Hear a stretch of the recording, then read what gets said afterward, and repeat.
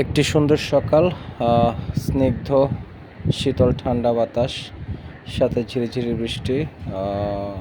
কিছুদিন খুব গরম ছিল, তো সকাল সকালে তো ঠান্ডা বাতাস প্লাস হচ্ছে একটু বৃষ্টি ছিল, পরিবেশটা একদম ঠান্ডা ছিল, ভালো লাগার মতো একটা পরিবেশ। আর এই রাস্তাটা আমার খুব ভালো লাগে, কারণ এই রাস্তার যে একপাশে যে গাছগুলা, সেটা খুব মনোমুগ্ধকর একটা পরিবেশ।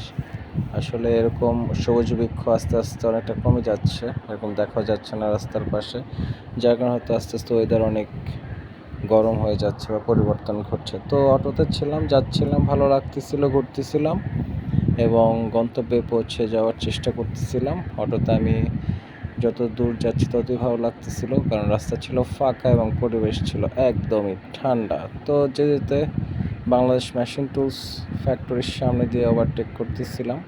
তো সবাই সবার কর্মস্থলে যোগদান করতেছে, ঢুকতেছে। তো সব কিছু নিয়ে ভালোই লাগতেছিল।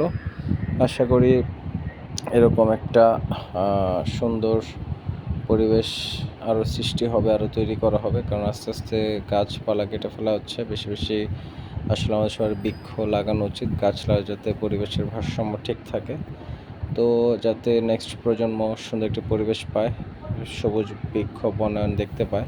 তো সবাই বেশি বেশি গাছ লাগান, পরিবেশ বাঁচাবেন, পরিবেশের ভারসাম্য বজায় রাখার চেষ্টা করবেন। ভালো থাকবেন, সুস্থ থাকবেন। আল্লাহ হাফেজ।